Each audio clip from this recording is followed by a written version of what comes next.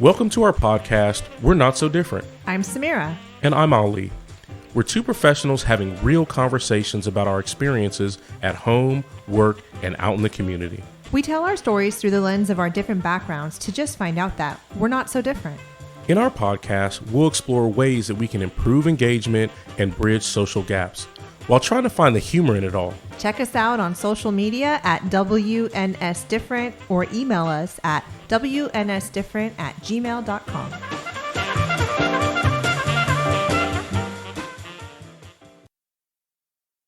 On today's episode, we're going to talk about Bridging the Gap, a guide to cultural engagement.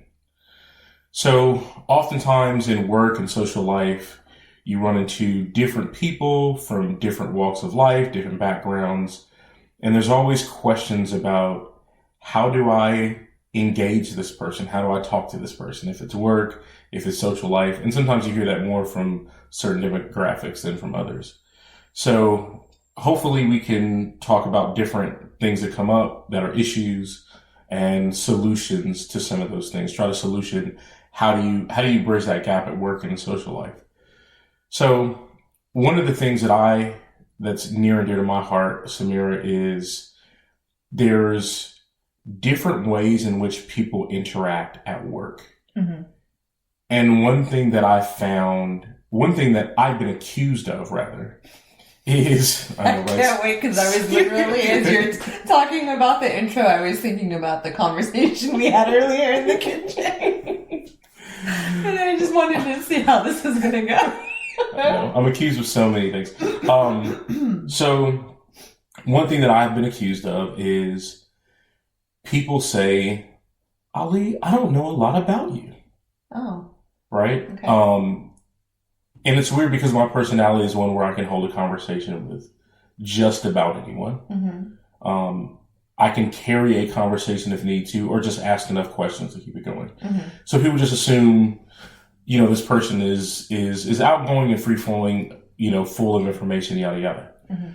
But moving on to the issue at hand is really people carry themselves differently, and I find myself restrictive in what I say. Mm-hmm. Based upon the audience. Sure. So if someone says, I don't know a lot about this person, mm-hmm. one thing that I would think about if I'm a person from another culture is, what has that person been through to make them feel that way? And I've had people even point that out and say, what have you gone through that makes it so that you can be untrusting or untrustworthy or of just your general environment? And perception, we know in culture, plays a huge part in how you're treated, right? So typically when I'm at work, mm-hmm. I try to leave all of the extracurriculars and all the hobbies and all the, extra information about, what I did over the weekend and this, that, and I kind of leave that mm-hmm. at bay because part of me feels like it could be used against me. Have you experienced it being used against you? I have experienced it being used against me, for sure. So, and let's get to the meat of it. So, from a historical perspective, people of color in general are going to be wary or cautious of other groups of people based on what could be used to undermine them, right? Historically, so when my father, for example, mm-hmm. worked for the government agency that he worked for, he definitely experienced treatment that was indicative of the time, mm-hmm. right? So he's a black man working, pseudo government. You only go, or in government, you can only go so far. You have the glass ceiling to deal with, mm-hmm. so on and so forth, right? But the information that you provide to people around you, mm-hmm. from a career advancement standpoint, or just I don't like this person's standpoint, could potentially be used against you.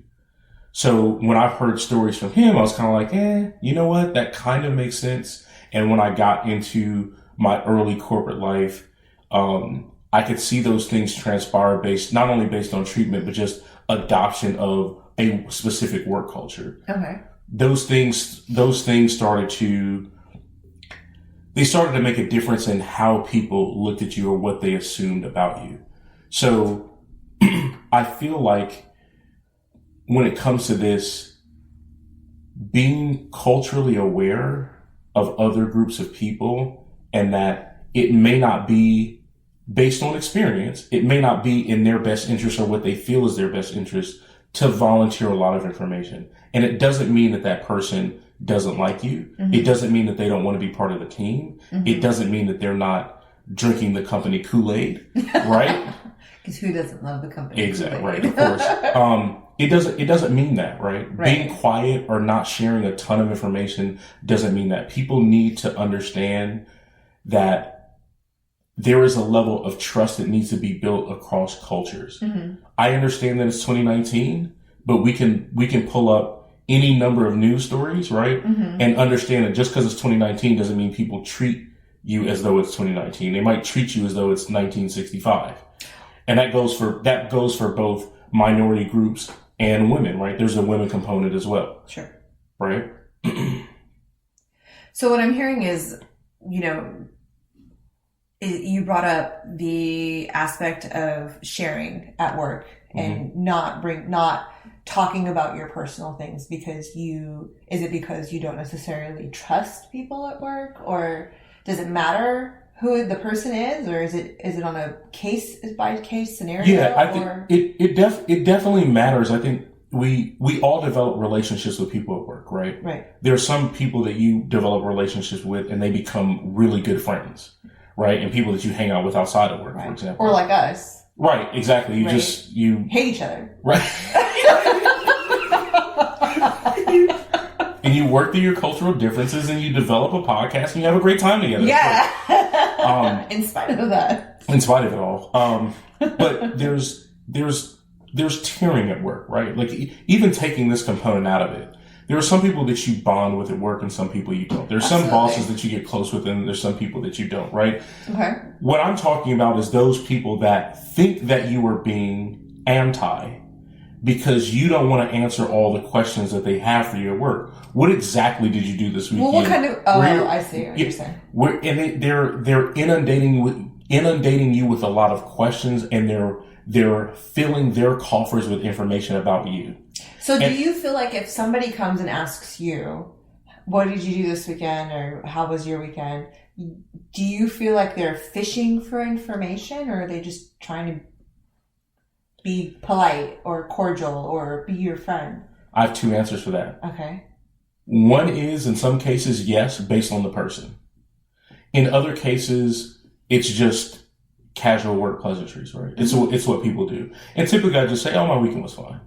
Sure. And I leave it at that. So hold on. Go ahead. Do you feel like that has prevented you from moving up, or? Yes. Okay. Then why do you continue to do that? Because of the potential consequence of going the other direction. So I'll give you an example. Okay. So at one of the companies I worked for, I knew a person there that had, one of the, people have these hobbies outside of work, right? Right. So one of their hobbies was hunting. Okay. Right. And so that person talked about hunting on a regular basis. Oh gosh. Okay. Right. So regardless how you feel about it, like that's what they did. But he was a white male. Okay. And the way that he talked about it was fun and inspiring and invigorating. From how he don't misunderstand, from how he presented it, as though it's fun for him and invigorating for him. Mm-hmm. And everyone around them just kind of were like, "Oh yeah, that's cool. That's that's awesome. Great. Great thing for you to do. Great. Yeah, that's no problem." Then I witnessed another person there who was a minority, and they mentioned that one of their hobbies was they played in a band, but the band was not American music, right? It was Latin music. Oh, interesting. So it was like banda, right? Like mariachi almost. Oh, right? Wow. Okay. And I noticed that the people around him were kind of like, that's interesting. You play mariachi, and the questions about it were very much kind of like, Well, you're here in the United States. Mm-hmm. Why would you continue to do that? What instrument do you play? Why don't you kind of change that into a different style or something else? Really? Like, there was no respect for it. Like what kind of questions were they asking specifically? Do you remember? It was a long time ago, but it was kind of questions like, oh, well, I think, I don't know if they play, I don't know what, I can't remember the instrument they play, but they were very much questions around like, well, is that something you grew up on? But as you got older, what's the reason you still continue to do that? Oh, wow. Like now that why would you carry on this tradition? Like now that you're here, why would you still do that? Like, so what I'm getting at is there is judgment placed on it because it's not culturally a thing here based on where you are, right? It's kind of like the whole playing golf. Yes. Thing, like if you don't play golf, like if you want to be an executive, they say learn how to play golf, learn how to play tennis. With these primarily Caucasian dominated sports, right? Right. That's the thing. Like that, yeah. So let's talk about you, because you bring up a great point, and I think that everyone can relate to that feeling of going to work and not feeling like you can be 100% yourself because you know that your normal activities and your normal, just whoever you are and whatever you are isn't necessarily accepted. Just like when I go to work and it was a Persian holiday, it was Charshamba Sudi, and I go the next day, someone says, how was your night? I'm like, great, I jumped over a fire. People think that's weird. Right. Like, that's so weird. Why would you do that? Right. Because it's awesome. It's fun. But, so what we want to talk about though right now is also what do we do in those situations? Yeah. Like let's take it from the perspective of the employee. Mm-hmm. And because I'm a firm believer in I own the world that I create. Right? Good point. So yes, are these prejudices there? Absolutely. Mm-hmm. Are these, is it intentional?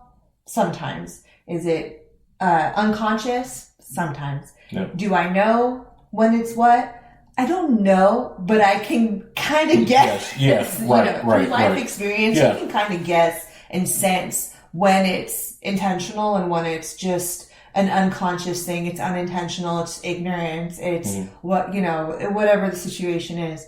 And I think that as an individual, the only thing that I can control are my views. Correct. And the meaning and the significance that I add to those views. Yeah. And, naturally I'm going to add something to it based off of my history and my, self-fulfilling prophecies. Mm-hmm. But at the same time, it's my responsibility to kind of set myself and be like, okay, how much of what just happened is fact-based? Mm-hmm. And how much it is the significance that I'm adding to it. Sure. Right? So, the advice I would give someone who's in that situation is, to always try to take a second and do that quick assessment. I mean, it takes time to do, especially at first, but eventually it goes by a lot quicker to kind of see, okay, of what just happened. For example, and I'm not saying I'm going to play devil's advocate. Sure.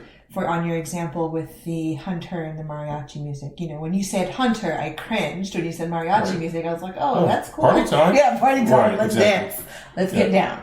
Mm-hmm. But that's partially because I don't understand hunting. You said words like inspiring. Mm-hmm. I don't know how killing anything is inspiring. Right. I don't understand it. And in all fairness, I've never tried to understand it, right? But, I grew up in Fresno, California. I had a lot of Mexican friends, so mariachi music was around regularly. Yep. So it's like, oh, it's familiar for me. It's fun. It's cultural. It's all of those things. So for me, and I can see how in different industries and in different environments it would be taken differently. So, like in the situation where the mariachi music was being played, how much of that was your perception of, maybe they were asking those questions because they didn't understand it. They didn't know. They don't understand it. They're trying to understand. Because for me, what I feel like, you have people who are just assholes. Yeah. Arrogant, self-righteous, pretentious, have no desire to kind of understand what's happening on the other side, and they don't want to accept any response. They don't want to acknowledge their own privilege Sure. at all. And then you have people who don't get it and who don't understand it and who are in good intentions trying to learn it. So they do ask these questions, Sure. right? And then there's also the part of, and this is a total other conversation, but I'll just say it, is that why is it my job? right, to answer these questions, but at the same time it's like, this is what this podcast is for, so if you listeners are out there right, yeah, just direct them to us and let them ask us questions. We'll answer on your behalf. Right, exactly, because to your point, and I like what you brought up, because sometimes I think with the example I was bringing up, and I think what I was getting at, and some listeners will be able to relate to it, is sometimes we don't want to be the first. We don't want to be the person that suffers a consequence. We don't want to be the person that's talked about behind closed doors to upper management and whatever. Like, oh yeah, that guy Ali's all right, but do you know that he and his cousins, they go out and they do, they party late night on Saturdays and Sundays at some club where they play all hip hop, and I just kind of wonder about the type of music, and people still have those types of conversations, right? Especially when you think about the demographic, and could be even the age group, right, of the folks that are in leadership positions, right? Their judgments of what you listen to, their judgments of what you like, those things all play a part in their perception of you, and ultimately how they see you as being groomed or ready for positions of leadership, et cetera, et cetera. I just want to say something real quick to that point. Please don't forget your spot. But as you were saying that, I was thinking, my thought process went to, I'm pretty sure that they're not thinking that deeply into it. However, I think what you're bringing up is a great point, because this is where unconscious bias comes in. 100%. It might not be their full thought train of how they're dwelling on, Ali does this, A, B, and C. It may not, it's more like, it's just that automatic judgment. It's the automatic judgment. Automatic of what does that mean when a bunch of black men are going out to a hip hop club? Right. What does that look like? What does that look like? What's the perception? Because for me, what I do is I'm at home and I go out with my wife or my family and we go listen to honky tonk. We go listen to rock and roll. And that gives me a different, now even for me as a black man, that's a whole different thing for me, right? I'm thinking about what I've seen or what I've heard. I'm like, I don't know about that, right? Like, exactly. Right, like, I don't know if I would do that, but that's what I'm getting at is when you start to layer a thought process, it's the knee-jerk reaction, it's the thoughts that come with it. Unfortunately, we as humans, it's just behavior. How is this person most like me? And that's the person I like the most. How is this person unlike me? That is the person I dislike, or the reasons that I dislike. Right. And so I think that's an important thing to clue in on. It's not that I expect someone to overtly say, oh, I hate hip hop, I hate you, I hate your friend. It's not about that. It's about the subtle things that go on when you're in the workplace. The subtle things that go into thinking about promotions, thinking about advancement, thinking about succession plans, those sorts of things. Those friendships that you build, it's those the allies friendships that you build at work. Exactly. And we've all seen that, right? These every two people job I've ever had. They're best friends, and that person's on the fast track. And if you notice, what is the relationship between that person and their boss? And of course, some people, they just fake it till they make it, right? They're just like, hey, I'll say whatever, do whatever, get involved in whatever, as long as I can align myself here. And I just honestly just don't have the person. And then on my personal time, I'll do whatever. Yeah, I'll do whatever, right? So I think, so back to your point, though, when we talk about what to do, it is the time to represent yourself. It is the time to be who you are. Yeah. And what I mean by that is the obvious and the not so obvious, right? The obvious is speaking up and sharing and that sort of thing. The not so obvious is using it as a moment or a time to educate, right? To say, this is what I do, this is who I am, and here are the reasons why. And like you said, which is a different conversation of, why do I have to be the one to justify and explain?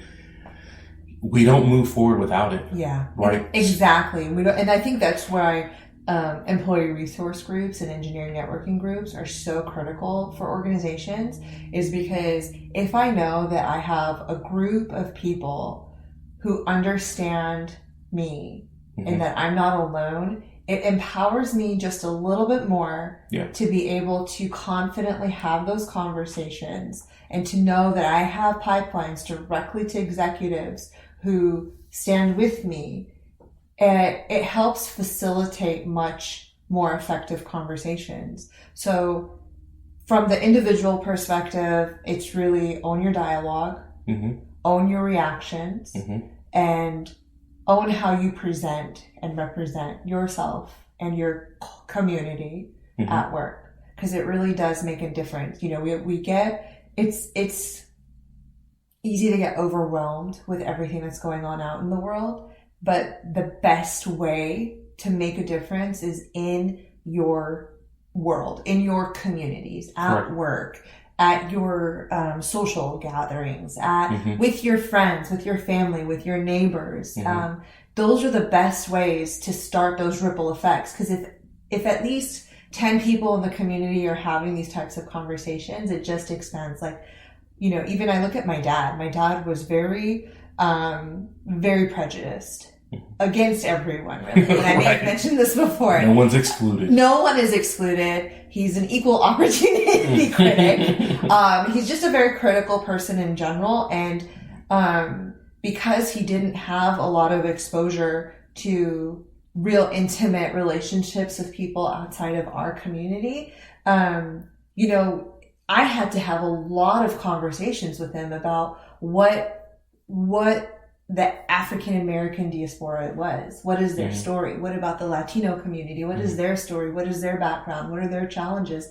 And I can honestly say it's made a huge, huge difference. And that's kind of where it starts, is when we have these conversations. Now, if you're a leader listening to this podcast, one of the things that I highly recommend people that I know that are in leadership positions is it's really simple. Listen. Yes. Listen to the people around you and listen to everyone. When you're in a meeting, listen to the people who are speaking. Listen to who it's coming from and take an interest to try to understand. So for example, if you see that, you know, you went to Ali and asked how his weekend was, and he's just like, it was fine. And you want to dig more. So if I want to know more about Ali, and I'm someone that you may just not trust because of, you know, history and your biases against leadership or white men or whoever it may be, whoever the leader is, what is the best way for me to reach out to you, or for that leader to reach out to you and to connect with you? So I would say this, and I've had some good and bad examples. And the good examples, and I've had good examples of Caucasian. I've had a great white boss, right? And I've had bad black bosses, and you know, it runs the gamut. But what I find is honesty or truth through action. If someone can look at you and say, that person is fair in how they lead, their instruction to those beneath them, right? Their direct reports, right? How they engage and interact. Are they aware of their own macro and micro inequities? Do I treat everyone the same way? When it comes to review time, am I nitpicking one person and glorifying someone else for doing half as much work? People want to know that trust. So there's two ways of thinking about this. Some people say, well, trust is automatically given, but in some communities, trust is earned. Yeah. You don't walk in and into a room and say, oh, I trust this person just because of how they look and they say they're a doctor, so they must be. No. No, that's not the case. Trust is an earned thing. And what we're talking about here from a cultural aspect is that trustworthiness. The history may not be great, but the future can be a lot better. But you have to understand, what are the mechanisms for us to get there? Trust is a huge part of it. I want to see to your point, that you take an interest in my ideas and the things that I bring to the table as much as you do with anyone else, right? I want to know that when I provide feedback, upward feedback, right? You take my upward feedback seriously and say, hey, here are some things that I can do differently as a leader to make sure that my direct reports feel as though they're engaged, feel as though they're in it. Because it's not about asking about the weekend. Right. I go to work to earn a living, right? Yep. So I get it. Some people are much more like, oh, I did this and I did that. And then I made, picnic baskets and Santa Claus came over and we had tea and crumpets. And I get that. Some people, I know I can be ridiculous. Some people are like, hey, I come to work to do my job, do my 8 and I'm going, leave me alone. Yeah. That person, right? Because that's the core of it for most people as far as earning a paycheck. Yeah. But for that person too, don't ostracize that person for that. Understand as a leader, your job is to turn over what? A product, right? You have a leader that you need to respond to. You have a leader that you answer to, right? So your group needs to function as a cohesive unit. Absolutely. And the different personalities and the different cultures in your group, you need to understand. Right. So the person that's not going to talk to you in detail about what happened over the weekend, they feel acknowledged when their ideas are heard, when they're listened to in the workplace, when their suggestions for the way that a group should move or the way a group should function, those things are taken into consideration. And it's not the other person just because they'll talk you to death about what they did last weekend. Sure. And building that sort of trust and engagement on a professional level, because that's what we're supposed to be first, we're at work, right? Building that on a professional level gives me a lot more hope and a lot more freedom to say, hey, you know what? This is a good boss. Okay. Right? I feel more comfortable being open with how I am maybe outside of work a little bit more. Okay. Because you've shown me from a professional level, because you are a professional and a leader, that you know how to engage your team. And just because someone is not as socially engaged, that does not impact your perception of them. Got it. Right? And so it goes back to what we talked about the friendship thing. But the friendship is built upon commonalities. What do we do? What do we like together versus, or how does this person respond versus someone else? Right. And you start to unconsciously build this divide between two different people. But it's like, that's not really what you should do as a leader, right? Right. You're there to lead a group of people that have a different background, different understanding, different perceptions, different views on life. Yeah. But your primary job is to lead a team of people to turn over a result. Right. And I think as the world and the workforce is becoming more and more diverse, this is something that leaders just don't know to do. I don't necessarily think that it's intentional. However, I also don't see as much dialogue around it and as much, reflection around it as there should be. I still think that there's a lot of work that needs to be done to inform leaders that, hey, this is what's happening. Right. And if you really want to have an effective team, if you really want the engagement of all your people, you need to take that time and reflect on yourself and see how you are impacting other people's ability to show up and give 100%. And I get that it's difficult, right? Because we talk about metrics at work a lot, right? Yeah. We talk about, did I meet this? I mean, this metric. And there's a lot of pressure on the metric piece of it. But unfortunately, or fortunately, we are human. Yeah. So we see the professional metrics, and that's our one judgment of the engagement of my team. And then the other piece of it is, well, who do I get along with the most and have the most fun with? Right. And that sometimes those things sort of seep together sometimes. Yeah. And from a professional standpoint, technically they really shouldn't. They shouldn't, but there's something to be said about having, when you have good chemistry with somebody, work no longer seems like work. It seems like play. And you end up being more productive. Because I know I've been to meetings with people who are not that great, but we have great energy and great chemistry. So in less time, we can come up with a good result. But I've been in meetings with people who are super smart, super great, but it's so painful to just be in a meeting with them that it's just like, I know you're brilliant, but oh my God, this is brutal. Right? So it does, I don't want to be so, optimistic and idealistic to say that, it's going to happen, that, people are going to just go based off of their work. It's not. We're human beings. Sure. So I think it's important for everyone listening to realize that there is an aspect of it that you own, right? So you are responsible for the relationships that you build. You are responsible to how you land. So for example, if I am trying to connect with you, so if you were talking about people who don't share, I'm a sharer. I don't need to trust you to share with anything because I don't feel like I don't feel like you have that type of influence. Correct. And I think that a lot of that comes to my faith, right? Because I believe that God is my protector. So there's nothing you can do. Right. There's nothing you can do because God's going to protect me. So I don't have to worry about you stabbing me behind the back, because if you do, that's between you and God. That karma is coming on you. So I don't have to worry about it. So that's kind of, for me, it's like I share freely because I don't care. Like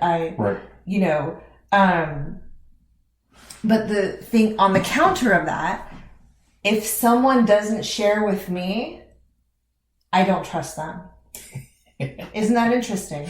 Well, here's the thing. I don't disagree with that. Mm-hmm. But the question becomes, if this is not a social environment, and we're here to get something done, and I don't necessarily know you that well, when you talk about owning your relationships and owning your dialogue and owning your culture and owning your feelings, that should also be something to own. I should own it just because someone is not telling me in detail about their hobbies and their loves and all these other things, or I see them interact with someone else that they may have more in common with, and that interaction looks like a whole lot of fun. But when I approach that person, it's very kind of straightforward. To your point, we are human and we take that. From a career aspect, from a leader aspect, from an employee aspect, self-awareness is important, right? We need to be aware of how we are taking or how we are receiving the action of others. Am I disrespectful to you, or do I just say, oh, I just kind of hung out at home? Yeah. Meanwhile, the picture, Snoop Dogg in the hallway at a hotel party and all the lights and stuff are going on. Me and my friends exchange this meme periodically, but whatever. Long story. That story might be a whole podcast episode on its own. Like, this is what I said, but this is what really happened that week. It is.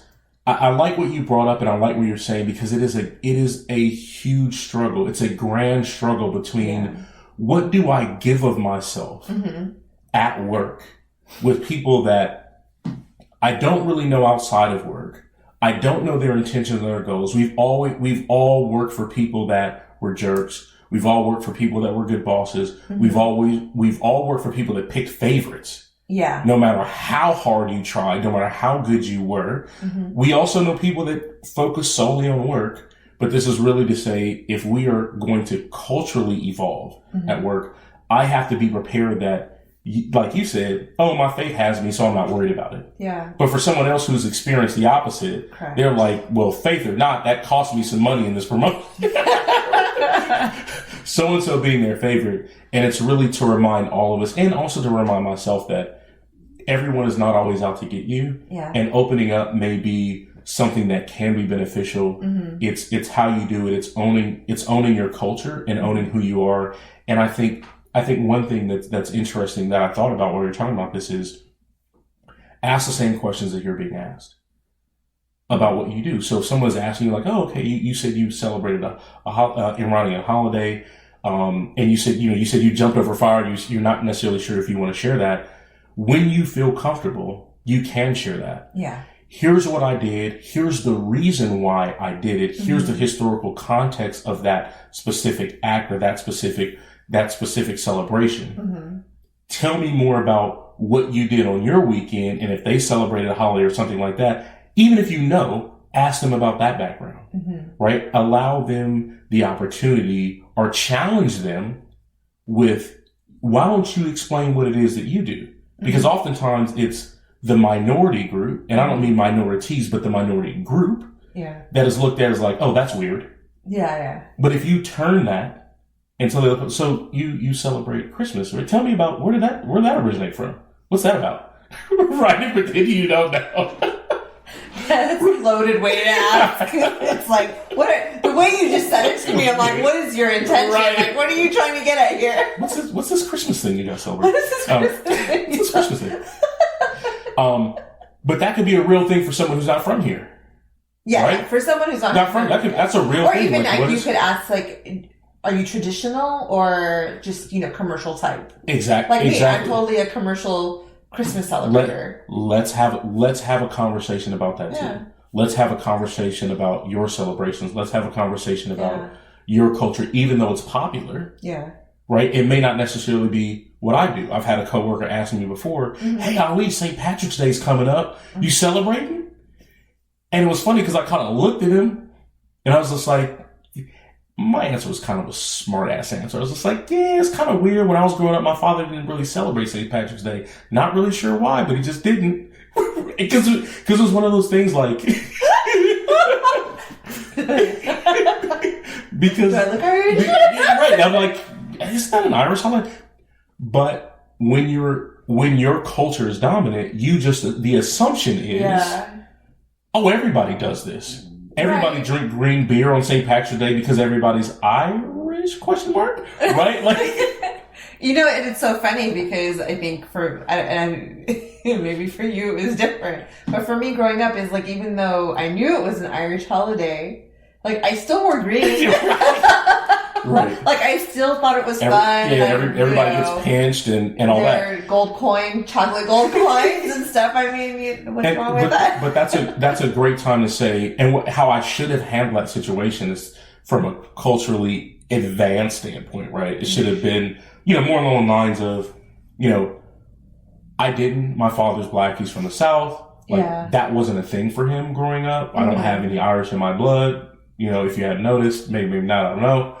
But then go into, why don't you tell me more about it? Yeah. Why don't you explain to me what St. Patrick's Day is? What does it represent? Yeah. What are its origins? How did it make it to the West? Is it traditional? How has it changed? Involved in this celebration? Like, how can I participate? Right. How does that even work? Right. And then, after St. Patty's Day, we roll into the 26th of December.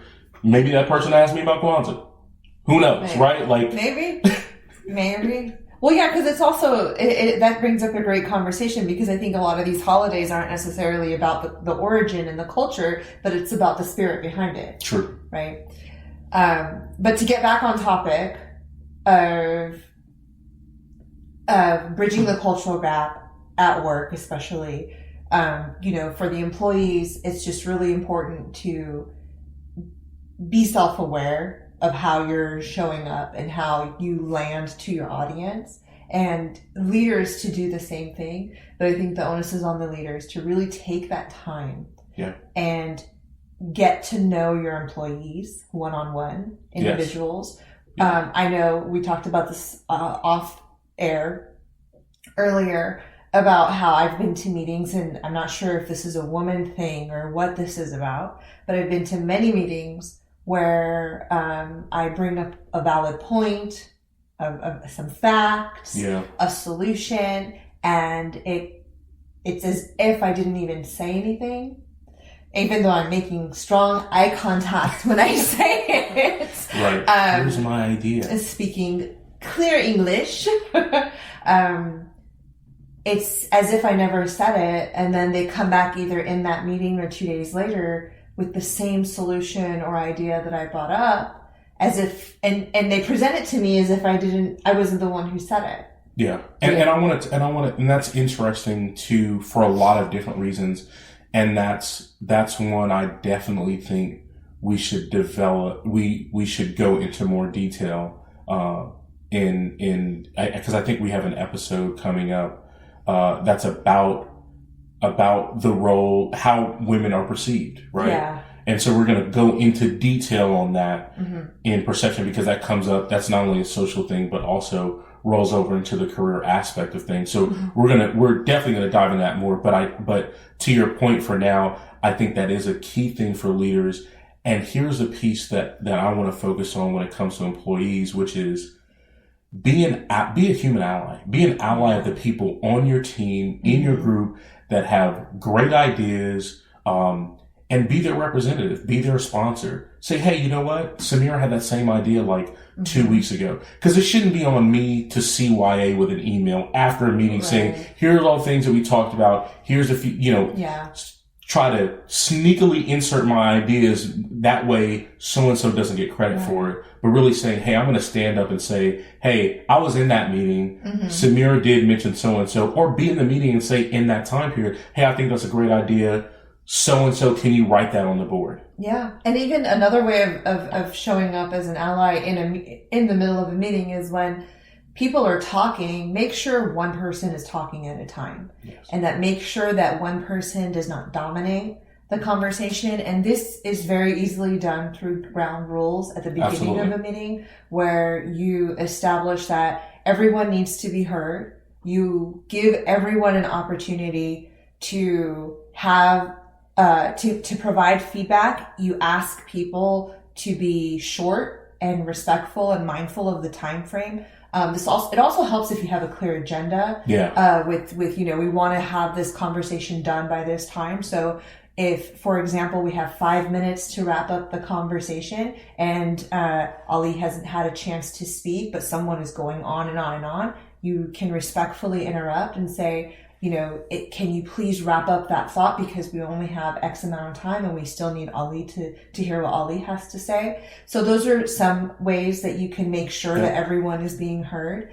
Parking lot, have your classic parking lot items. In addition to the parking lot, I would say even to go as far for leaders, and I know this is not necessarily a common thing, but you'll see it in some groups that do a lot of like software development where they have Post-its on the wall for where they are, right? Do the same thing in meeting with ideas. Yeah. Let's put Post-its up. Let's make sure that the ideas are flushed out and there's a recap, whether it's an email, whether it's a board that stays up on the wall, like if you're, doing Agile or something like that, you post up all these things. You can even use a dry erase on your windows if you don't have Post-its. And you write down every single idea, and in that way you're not ostracizing folks, whether it's the quiet person or whether it's the person that people say, oh, they're a little bit different from all the rest of us, and you make sure that your employees aren't having to CYA themselves or just not get credit for great ideas, and you put everything up. Absolutely. And then it's also important to make sure you understand what's happening in the meeting. Yeah. Because there are times where you're in a meeting, especially when I do like consulting type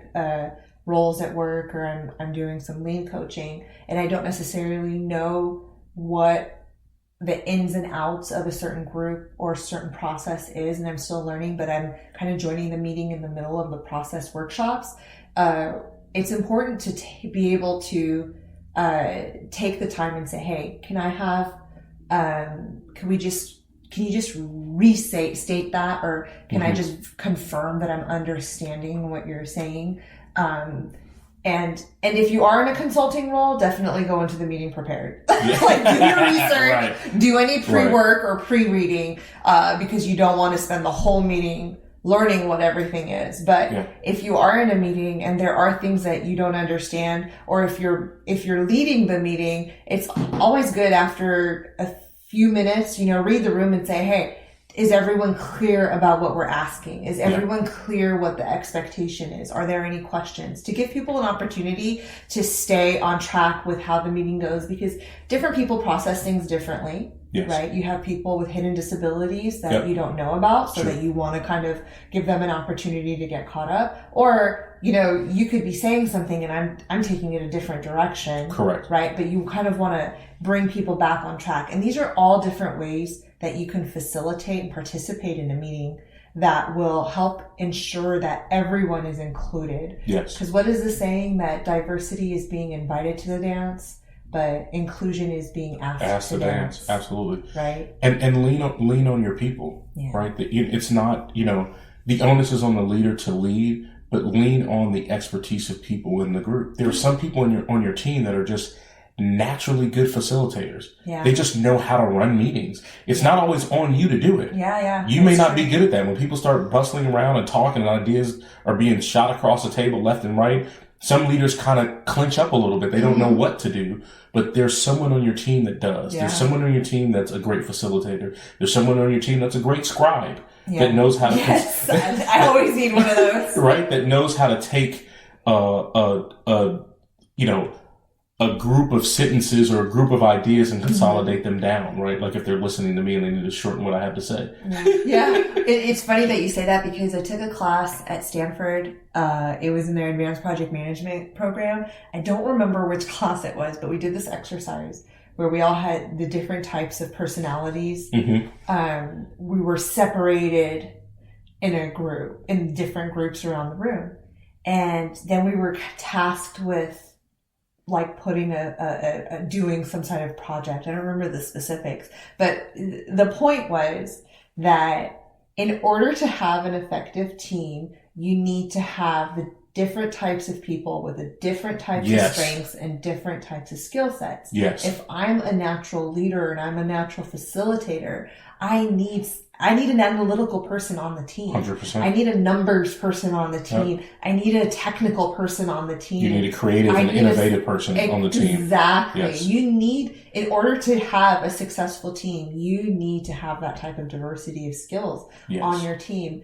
And so it's great, like you said, to lean on them, allow them to do what they're good at, and acknowledge them for it. Everybody has a role to play. Absolutely. One of my buddies says that to us constantly when we go out and have a good time and different people act different ways. Like, oh, that's so-and-so. Everybody has a role to play, right? That's that person. That's and right. And that goes all the way back to what we talked about at the top of the hour, which is understanding the cultural differences that you have around you on your team, because that's what influences those sorts of people. I'm an innovative person, but my background is this. I'm a technical person, but my background is that, right? Yeah. And the more you understand those things, the more you get that solid working unit. And to your point, chemistry sometimes is organic, sometimes it's inorganic, sometimes it needs to be developed. Absolutely. Sometimes it needs to be, I'm not the best facilitator. Let me have the person who on my team who's a good facilitator to start leading this meeting. Yeah. Now all of a sudden everyone's being heard. There's organization to the meeting. The meeting is not one of those things where you get on your calendar. It's like, damn, we always meet about this every week. I'm so sick and tired of wasting we get nowhere. If you switch it up and if you change the dynamic, you have everyone fulfill their natural roles. Yeah.